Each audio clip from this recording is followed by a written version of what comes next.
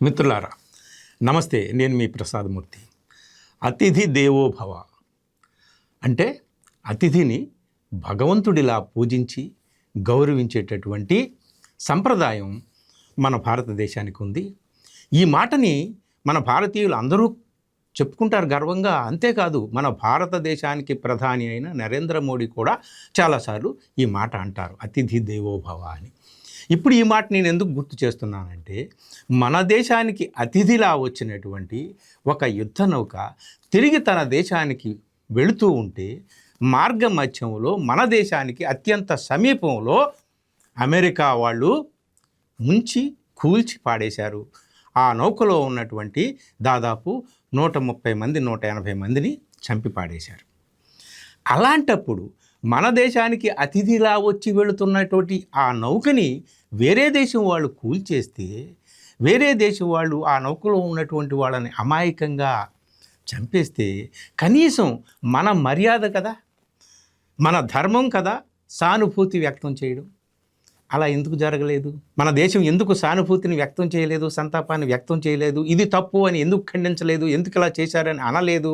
ఈ విషయం మీకు చెప్పడానికే ఈ చిన్న వీడియో. మిత్రులారా, ఏం జరిగిందంటే, ఇరాన్ మీద ఇజ్రాయెల్, అమెరికా సంయుక్తంగా దాడులు చేస్తున్నాయి. ఎలాంటి విధ్వంసాలు వినాశనాలు అక్కడ చేస్తున్నాయో మనందరికీ తెలుసు. ఇప్పుడు దాని మీద ఇంతవరకు కూడా మోడీ గారు నోరు విప్పలేదు. డైరెక్ట్గా అక్కడ ఇరాన్ సుప్రీం లీడర్ని ఖమనైని హత్య చేసినా సరే ఇది తప్పు, మేము ఖండిస్తున్నాం అని చెప్పి ఇతర దేశాలతో పాటు ఈయన కూడా తన ఖండన వ్యక్తం చేయలేదు.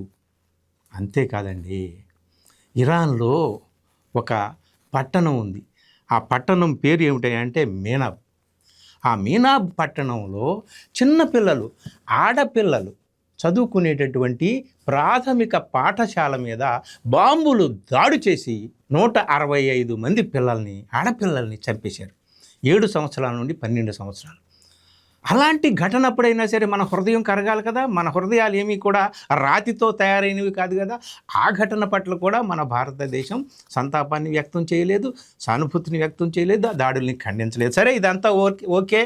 ఇంటర్నేషనల్ మన పాలసీ ఇప్పుడు ఏమైనా స్టాండ్ తీసుకున్నామేమో, లేకపోతే మన వెన్నెముక సరిగ్గా ఉందా లేదా అనేటటువంటిది తర్వాత విషయం. కానీ ఆ విషయాల మీద స్పందించలేదు. సరేనండి, ఇదంతా ఇంటర్నల్ వ్యవహారం కదా, మన విదేశాంగ విధానాన్ని మరో రకంగా రూపొందించాలని చెప్పి మన వాళ్ళు అనుకుంటున్నారేమో. ట్రంప్కి అనుకూలంగా, ఇజ్రాయెల్కి అనుకూలంగా మార్చాలని అనుకుంటున్నారేమో, వేరొక విదేశాంగ విధానాన్ని తయారు చేయాలని అనుకుంటున్నారేమో. సరే, ఏదైతే కానివ్వండి, ఆ దేశంలో జరుగుతున్నటువంటి విధ్వంసం మన దేశం ఎందుకు, మనకెందుకు, తటస్థంగా ఉందామని ఇక్కడ పండగ చేసుకుంటున్నటువంటి వాళ్ళు, ఖమనై హత్యని పండగ చేసుకుంటున్నటువంటి వాళ్ళు ఉన్నారు. ఇదంతా సరే, ఇదంతా పక్కన పెట్టండి. విషయం ఏమిటంటే, ఈ వీడియోలో నేను చెప్తుంది మన దేశానికి అతిథిలా వచ్చిందండి. దాని పేరు ఐరిస్ దేనా. ఎక్కడి నుంచి? ఇరాన్ నుంచి. మన దేశానికి రావడం ఏంటి అంటారా? ఫిబ్రవరి 15 నుంచి ఫిబ్రవరి 25 మధ్యలో మన దేశంలో, మన దేశమే ఆతిథ్యం ఇచ్చింది ఇంటర్నేషనల్ ఫ్లీట్ రివ్యూ. అదనమాట ఇంటర్నేషనల్ ఫ్లీట్ రివ్యూ అంటే ఇంటర్నేషనల్ అంతర్జాతీయ యుద్ధ నౌకల సమీకరణ. అదొక ప్రదర్శన అనమాట. ఆ ప్రదర్శనకు వేదికగా మనం ఉన్నాం, మనం ఆహ్వానించాం. మనము వాళ్ళనందరినీ కూడా అతిథులుగా ఆహ్వానించి హోస్ట్ చేసినటువంటి కంట్రీ మనం అన్నమాట. విశాఖపట్నంలో 84 దాదాపు 74 దేశాల వాళ్ళు ఈ ప్రదర్శనలో పాల్గొన్నారండి. దాంట్లో పాల్గొనడానికి ఇరాన్ తన దేశానికి సంబంధించినటువంటి యుద్ధ నౌకను పంపించింది. దాని పేరే ఐరిస్ దేనా. 18వ తేదీన ప్రదర్శన జరిగింది మన దేశంలో. విశాఖపట్నాన్ని జరిగింది, ఎక్కడో కాదు, మన తెలుగు ప్రాంతంలో విశాఖపట్నం జరిగింది. ఆ విశాఖపట్నంలో జరిగినటువంటి ప్రదర్శనలో అమెరికా యుద్ధ నౌక కూడా ఉంది. అమెరికా కూడా పంపించింది, ఇరాన్ కూడా పంపించారు. మనం పిలిస్తే వచ్చారు, అందులో పాల్గొన్నారు. 18వ తేదీన మన భారత రాష్ట్రపతికి వందనం సమర్పించినటువంటి అన్ని దేశాల యుద్ధ నౌకల్లో ఇరాన్ యుద్ధ నౌక కూడా ఉందన్నమాట. అలాంటి యుద్ధ నౌక తిరిగి తన దేశానికి ప్రయాణం చేస్తున్న క్రమంలో హిందూ మహాసాగరంలో అంటే ఇండియన్ ఓషన్లో మనకు అతి సమీపంగా ఉన్నటువంటి హిందూ మహాసముద్రంలో అంతర్జాతీయ జలాలు అంటామే, అంతర్జాతీయ జలాల మీద ఎవరికీ కూడా ఆధిపత్యం ఉండదు.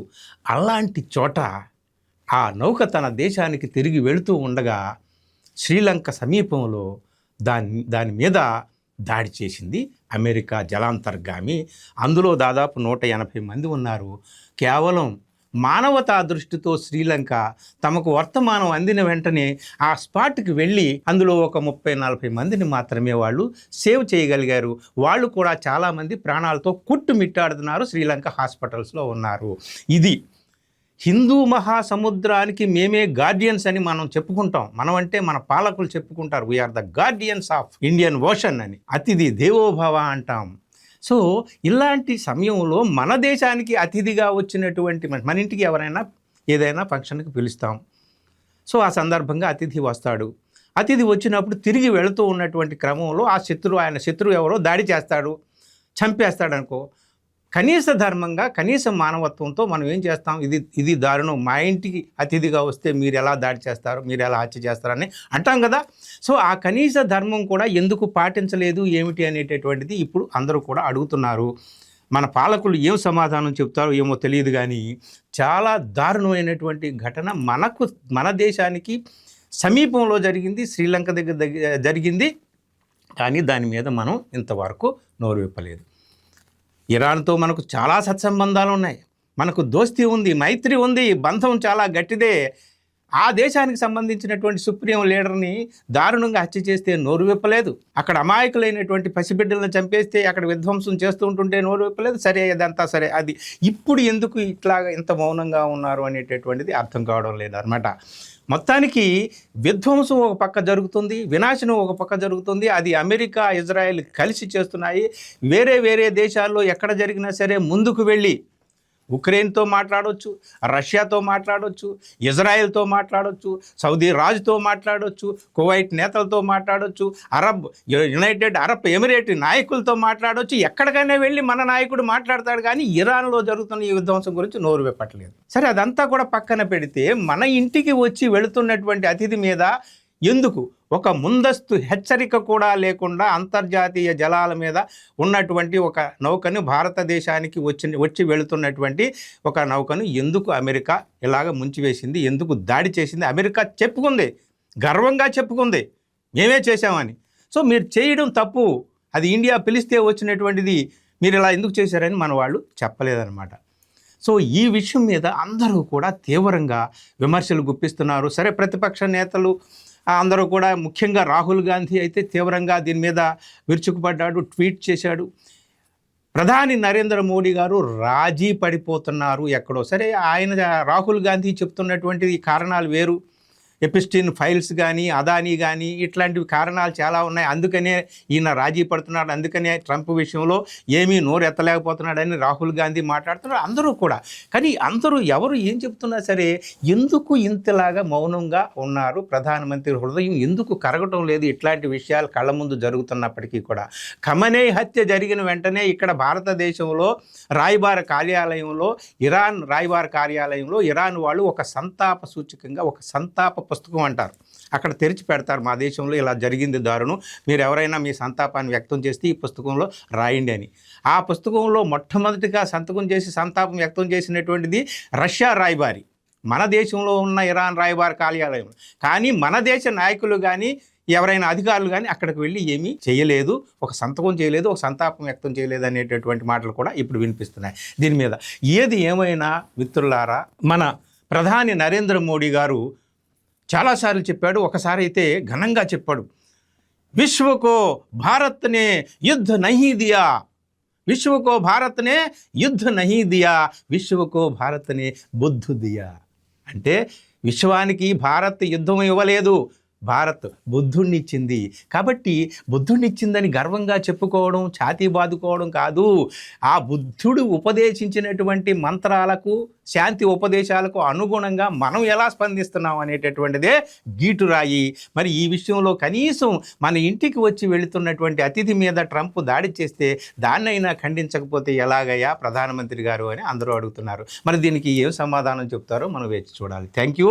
ఒక్క మాట మీకు చెప్పాలి, ప్రమో టాక్స్ అని మీరు చూస్తున్నటువంటి వాళ్ళు అందరూ కూడా దయచేసి నా వీడియోల్ని ఇక్కడ కూడా ప్రగతి మీడియాలో కూడా చూడండి. ఇక్కడ కూడా నేను వీడియోలు చేస్తూ ఉంటాను, మీతో మాట్లాడుతూ ఉంటాను, ఎనాలిసిస్ చెప్తూ ఉంటాను, అనేక రకాల విషయాల మీద నేను నా స్పందన వ్యక్తం చేస్తుంటాను. తప్పనిసరిగా లైక్ చేయండి, ప్రగతి మీడియా ఛానల్ని సబ్స్క్రైబ్ చేయండి. వీడియోలు నచ్చితే షేర్ చేయండి. మీ కామెంట్లతో మాకు మీ సహకారాన్ని అందించండి. Thank you.